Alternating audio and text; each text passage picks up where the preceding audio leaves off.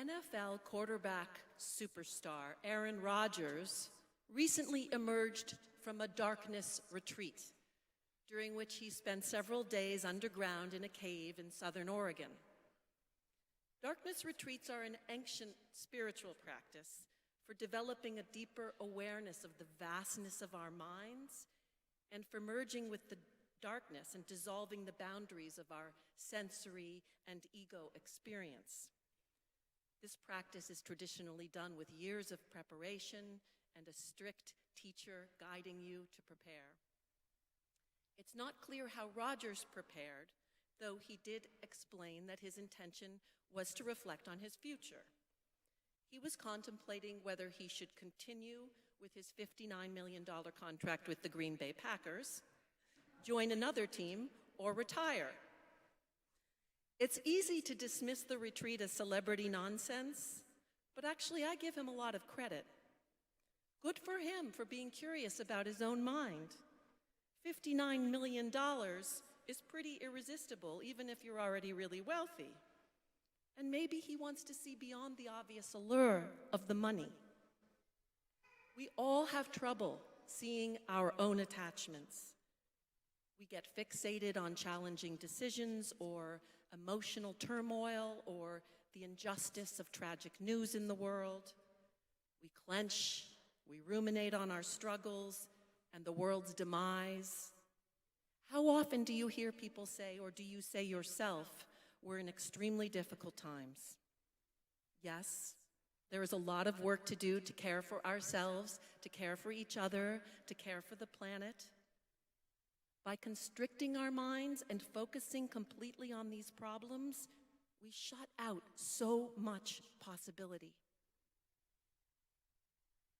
The Tibetan teacher Chogyam Trungpa was once teaching a class and opened it with a large white poster paper. On it he drew a V. He asked his students, "What have I drawn?" They said, "A bird." He said, "No, it's the sky with a bird flying through it." What the students had seen on the poster paper was a reflection of what they were paying attention to. We don't see the sky because the bird dominates the foreground of our view. Our concerns and our struggles are always in the foreground of our view. We get stuck in what David Foster Wallace refers to as our tiny skull-sized kingdoms. When we expand our view from the bird to the vast sky, we can transform our emotional and our spiritual suffering. Hans Rosling, TED Talk star and author of Factfulness, 10 Reasons We're Wrong About the World and Why Things Are Better Than You Think. He was a physician, a professor of international health, and an advisor to the World Health Organization and UNICEF. He dedicated his life's work to help us see the distortion caused by our negative perspective on the state of the world. For example, he asked, "Do you think the world is getting better, or worse, or staying the same?" In large sample sizes in 30 countries and territories, a majority of people in every single country and territory answered they thought the world was getting worse, ranging from a majority of 55% to 85%. In Factfulness, Rosling presents a huge array of global data and images, most of which are derived from official UN data, that display promising trends like decrease in countries that have the death penalty, decrease in deaths due to disaster, increase in the share of people who have some access to electricity, and even the increase in guitars per capita. In the last 20 years, the proportion of people living in extreme poverty has almost halved. The life expectancy worldwide in 1973 was age 60. In 2017, it was age 72. And this accounts for infant deaths and deaths due to natural disasters. Rosling calls this statistics therapy. Now, there are some good reasons we feel the world is getting worse. We all share a negativity bias. We are subject to selective reporting in the news. Moreover, we feel terrible believing the world is getting better when still there's so much that's not better, so much to worry about, so much suffering. Negativity bias is a function of evolutionary psychology. Throughout human history, we've survived because we've responded to our anger and our fear with power and quickly. And when news indicates a threat, we rise up. Paying attention to negative stimuli actually has enabled us to be here, to survive as a species. And yet, in our modern society, this bias isn't as important. It's still hardwired, though. We still have to work with it. We have to actively pay attention to this habit in our minds so that we can see how we fall into negativity. And given our negativity bias, it's no wonder we gravitate to the selective reporting in the news. We have a habit, maybe even an addiction in some cases, of constantly reading and watching disturbing news. A steady diet of famine, corruption, destruction of habitat, and terrorism is bound to make us cynical. And yet there are many ways we can balance this a little bit. There are newsletters like Tangle, which is a bipartisan newsletter, the mission to report across the political spectrum. I know when you read some of these stories, you don't really want to see them. They're excerpting from all sorts of news sources. A lot of us just want to see what we believe. But the advantage of seeing this spectrum of belief is we are reminded of possibility. And for me, I can get very tightly wound around an opinion. This helps me loosen. There's another newsletter out of Australia, Future Crunch, and their mission is to celebrate the progress for people and our planet. They too excerpt from many mainstream news sources, but they're focused on progress. This balance of news can help loosen us a bit. The other thing that makes us fall into this negativity feeling is that we feel heartless not keeping our focus on justice and war and all our fellow humans and animals who are in distress. Rosling writes, yes, we should still be very concerned. As long as there are plane crashes, preventable child deaths, endangered species, climate change deniers, male chauvinists, crazy dictators, toxic waste, journalists in prison, and girls not getting an education because of their gender, as long as these terrible things exist, we cannot relax. But it is just as ridiculous and just as stressful to look away from the progress that has been made. He writes, people often call me an optimist because I show them the enormous progress they didn't know about. That makes me angry. I'm not an optimist. That makes me sound naive. I'm a very serious possibilist. A possibilist, he defines, means someone who neither hopes without reason nor fears without reason. Someone who constantly resists the over-dramatic worldview. As a possibilist, I see all this progress and it fills me with conviction and hope that further progress is possible. This is a worldview that is constructive and useful.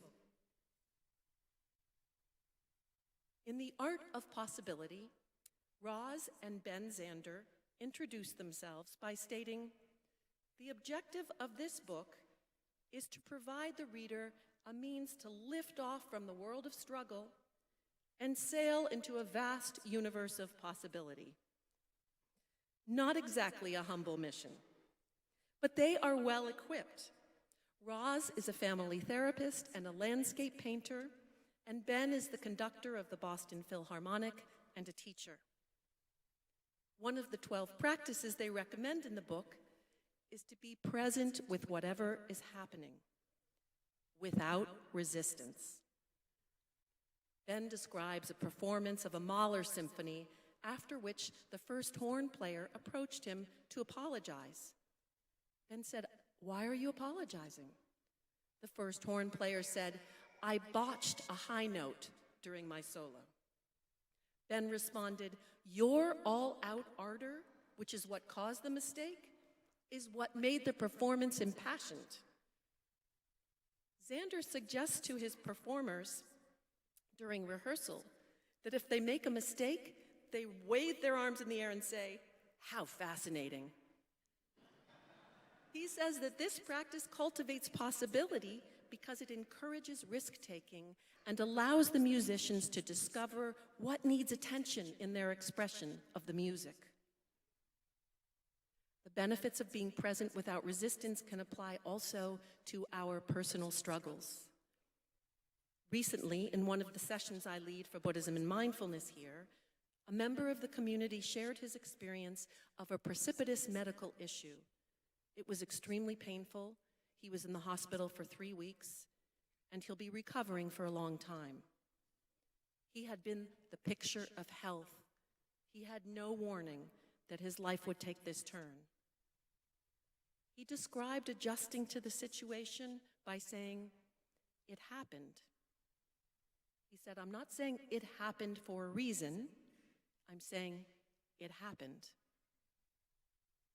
Last week, I was talking with another member of our community after a sudden hospitalization, and she said, "You never know when a trapdoor will open beneath you and your life will be disrupted." This too is possibilism, awareness that life can be disrupted at any time. Though both of these people are struggling with the aftermath of fear and discomfort, their prevailing feeling now is acceptance, not resignation, not cynicism. Possibilism allows for a sense of trust that we all have the strength to navigate what arises for us. Another art of possibility practice described by the Xanders is giving an A. Ben teaches a graduate-level musical performance class at the New England Conservatory. His students are these extraordinary musicians and singers from all over the world. For 25 years, he taught this class, and he grappled with the challenge of how to help the students loosen their focus on showcasing their technical talent, which inhibited their risk-taking. He was determined to find a way to break through their anxiety. So he and Roz came up with the idea of promising all the students an A. Their first assignment was to write a letter to their teacher explaining 6 months from now what had made them get the A, what had changed in their performance, how they had risen to this occasion, and how they deserved an A. After a few weeks, he asked the class, "How does it feel to have an A?" One student from Taiwan raised his hand, and he said, "I was number 68 out of 70 students in Taiwan. I came to Boston, and Mr. Xander said, 'I'm an A.' Very confusing. I walked around for 3 weeks, very confused. I am number 68, but Mr. Xander says I'm an A student. 68, an A. Then one day I discovered I'm much happier being an A than number 68. So I decided I'm an A." Imagine what this shift in his mindset made possible for him. I'll close with a story I heard from the American Buddhist teacher and author Tara Brach. In the clouds of the distant past, there was a monastery that had fallen upon difficult times. There were conflicts and power struggles among the nuns and the monks. There was disrespect and tension among them. Due to a drought, the vegetable garden was shriveling up, and there was no effort being made to bring it back to life. The monastics weren't taking care of each other or their land. They were getting elderly. It was a dying order. Very dispirited, the abbot went to seek guidance from a sage who lived in the woods in solitude. He asked her, "What will save our monastery?" They meditated together. She said, "Well, I don't have any advice to give you. But what I can say is that a bodhisattva lives among you. A bodhisattva is a being with an awakened heart who is of pure compassion and wisdom." The abbot returned and he told the monks and nuns there was no solution, but she had said that a bodhisattva lives among us. Interestingly, in the days and weeks that followed, they started wondering about this. Their spirits started lifting. Their perspective became fresh. The way they related to each other changed. Wow, maybe you're the bodhisattva. So they became more respectful and caring and curious. Maybe there's something I can learn from you. They started treating the animals, the garden, and the land with increasing care. People who came by started to notice the changing atmosphere, the radiance that was emanating from the monastery. More and more people wanted to be a part of it. More and more people joined. And within a few years, the monastery became a thriving order full of community, celebration, and love. Possibilism helps us resist an overdramatic worldview and a focus on our own struggles. We can imagine who we are at our best individually and in community. Looking up can help us remember it's a sky with the bird flying through it. Amen. Peace be with you.